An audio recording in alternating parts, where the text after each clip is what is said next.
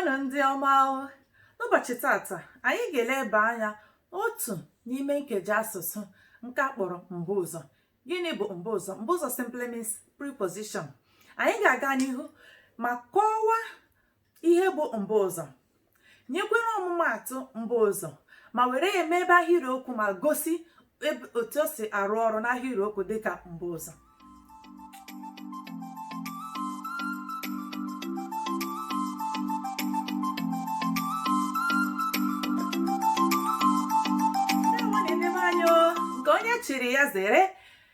Is your lady Estina? Welcome back to my channel, my lovely people. Is your lady Estina? In today's episode, we are going to take one of the parts of speech, which is called the preposition. We have been on this part of speech for a long time now, for over a few months now, and it's really going well. It's really going well, I must tell. Then, if you have yet missed those parts, go back. It's there on the channel. Watch it, and you can come and follow us, and let's all be going. Okay, is that the first time of you coming across this channel? You're highly welcome.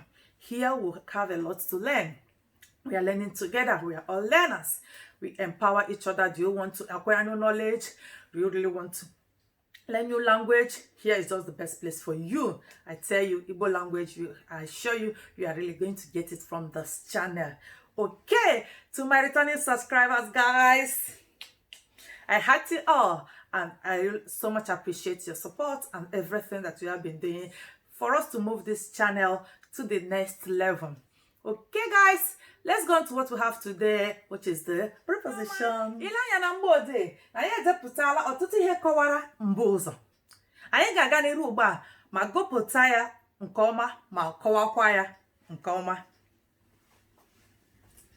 Mbụụzọ, preposition. Mbụụzọ simply means preposition in Igbo. Mbụụzọ bụ nkeji asụsụ na-egosi ọnọdụ mkpọaha na mkpọaha a na-ekwu maka ya nọ. Ga-agụgharị ya. Mbụụzọ bụ nkeji asụsụ na-egosi ọnọdụ mkpọaha na mkpọaha a na-ekwu maka ya nọ. Abịa n'asụsụ Igbo, mbụụzọ na-enweghị mgbagha bụ naanị na. Abịa n'asụsụ Igbo, mbụụzọ na-enweghị mgbagha bụ naanị na. Ya bụ naanị mbụụzọ na-enweghị mgbagha. Na nwere ebe abụọ ọ na-apụta ihe n'odide Igbo. Na nwere ebe abụọ ọ na-apụta ihe n'odide Igbo. Nke mbụ bụ mgbe ụdaume na-esote na, bụ mgbe a na-ewepụ a mejuru ya ma were rịkọm elu dochie anya ahụ. Ewepụrụ ịma atụ. Ka ngụgharịa ya ka o doo anya nke ọma. Nke mbụ bụ mgbe ụdaume na-esote na, bụ mgbe a na-ewepụ a mejuru na ma were rịkọm elu dochie anya ahụ ewepụrụ. Ịma atụ. N'elu anyị emele ụdaume na mgbochi ume. Ọ bụrụ na ị na-elebe ya bụ ihe onyonyo, ha ncha dị na channel. You can go back there and look at it and you will follow very well. So anyị emele ụdaume na mgbochi ume. Ị mara mkpụrụ okwu ndị bụ ụdaume, mara ndị bụ mgbochi ume, ọ ga-enyere gị aka ịghọta ebe anyị nọ. Mana ihe a na-achọ ịkọwata ebe a bụ na bụ naanị mbụụzọ na-enweghị mgbagha. O nweghị mgbagha n'asụsụ Igbo n'odide Igbo ọbụla. Mana ahụ nwere ebe abụọ ọ na-arụ ọrụ n'asụsụ Igbo. Ọ na-arụ ọrụ n'ọnọdụ na-abụ n'asụsụ Igbo. Nke mbụ bụ ebe a na-ede na, a na-ewepụ a na, bụ nke a. Dịka o si dị ebe a. Mana ọ na-anọchi anya ụdaume, which is the vowels. Na a na-edekote ya na vowels, which is the ụdaume is the vowel.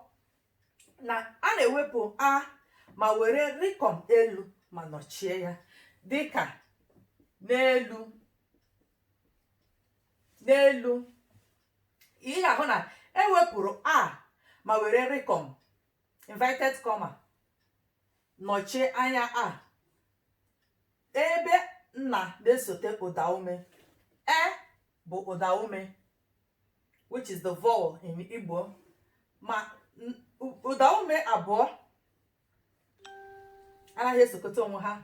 Na mbụ ụzọ a na-ewepụ a ma were rịkọm elu nọchie ahụ, dịka na, n'elu, n'elu, n'ala, n'ụgbọ, n'ụgbọ, n'ụtụtụ, n'ụtụtụ, dịgịzị, dịrị gabaza. Enwere ọtụtụ ọmụmatụ ndị ọzọ, mana anyị ga-ewere ndị nke a obere ndị nke were mee ọmụmatụ n'ihi na oge adịghị. Mana eji m n'aka na ya bụ ihe m kọwara doro anya nke ọma. Anyị ga-aga n'ihu ugbu a ma gosipụtakwa ebe ọzọ ọ na-arụ ọrụ. Nke abụọ bụ ebe ọ na-arụ ọrụ dịka mgbochi ume, which is the consonant. Mgbochi ume, which is the consonant. We did it already, guys. It's in the channel there. You are really going to love it. Go back and watch it and you will follow us very well. Nke abụọ bụ mgbe mgbochi ume na-esote na. Mgbe mgbochi ume na-esote na, which is this. Na-esote na bụ mgbe a na-ederu ya n'isi. Mgbe a na-ederu ya n'isi. Mgbe mgbochi ume na-esote na bụ mgbe a na-ederu ya n'isi. Then you have to write it full as it is here. Ịmatụ na Nsụka, na Nsụka, ị ga-ahụ na mgbe ọ na-esote mgbochi ume na mgbochi ume na mmụọ bụ mgbochi ume. Mgbe nna na-esote mgbochi ume a na-ederu ya n'isi, anaghị ewepụ a ma were rịkọm nọchie ya maọbụ ihe ọbụla nọchie ya. Mana ọ bụrụ na mgbochi ume a na-ede ya na mgbochi ume, a na-ederu ya n'isi. Na Nsụka, na ngịga, na mmiri, na mmiri. Ndị ọma, eji m n'aka na ya bụ ihe na-edo anya nke ọma. Ka anyị gaa n'iru ugbu a ma gosi mbụụzọ ndị ọzọ enwere. Mbụụzọ ndị ọzọ gụnyere. Mbụụzọ ndị ọzọ gụnyere maka, maka, gbasara, gbasara, banyere, banyere, site, site, tupu, tupu, kemgbe, kemgbe. Mbụụzọ ndị ọzọ gụnyere ndị a anyị depụtara ebe a. Eji m n'aka na ya bụ mbụụzọ bụ ihe doro anya nke ọma. Anyị ga-aga n'iru ugbu a ma jiri ya bụ mbụụzọ ndị gụnyere ndị a anyị depụtara ebe a ma were ya mebe ahịrịokwu ma hụkwa otu o si arụ ọrụ na ahịrịokwu. Have you watched to this end, guys? Have you gotten anything there? Let me know in the comment section. What else can you do for this channel for it to grow? All you need is just to tell someone that will tell someone that something good is happening here. Let's learn together. Let's learn new knowledge. Let's acquire the knowledge and go there. Let's keep going. Anyị ga-aga n'ihu ugbu a ma were ya bụ mbụụzọ anyị depụtarala dịka ọmụmatụ ma were ya mebe ahịrịokwu. A, nke mbụ, site Ọnịcha ruo Aba tere aka. Site Ọnịcha ruo Aba tere aka. Mgbe anyị depụtara mbụụzọ site, banyere, maka, kemgbe, tupu, gbasara so na mbụụzọ enwere na asụsụ Igbo anyị depụtara, ma ebe a anyị weghere ya mebe ahịrịokwu.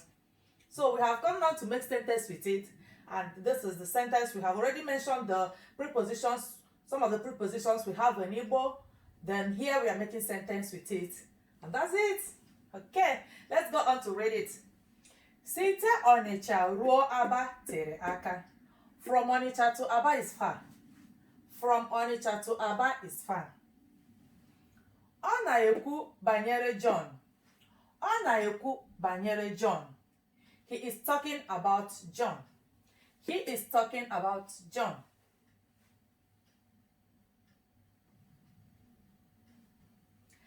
Azụrụ m ya maka gị. Azụrụ m ya maka gị. I bought it because of you. I bought it because of you. Ahụbeghị m ya kemgbe ụnyaahụ. Ahụbeghị m ya kemgbe ụnyaahụ. I have not seen her since yesterday. I have not seen her since yesterday. Oke bịara tupu mụ ala.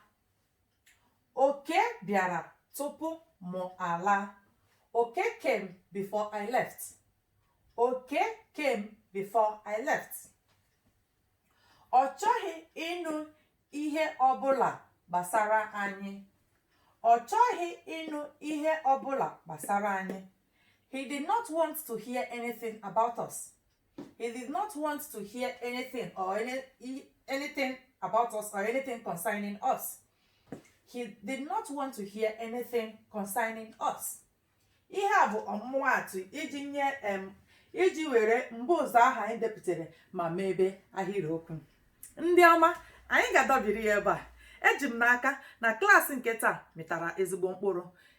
Did you get anything to this class, guys? Let me know in the comment section. I would really love to know how it's going, whether we are getting it or not, so that I will know which way forward.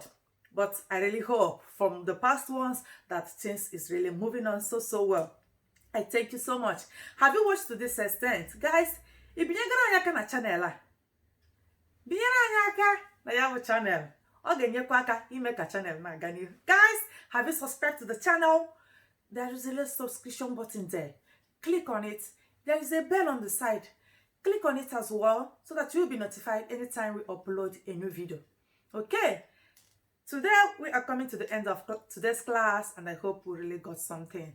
Thank you for watching. Thanks for being a part of this channel. I really appreciate and love you guys. Let's keep on going. We are definitely going to get there. Thank you. Bye-bye.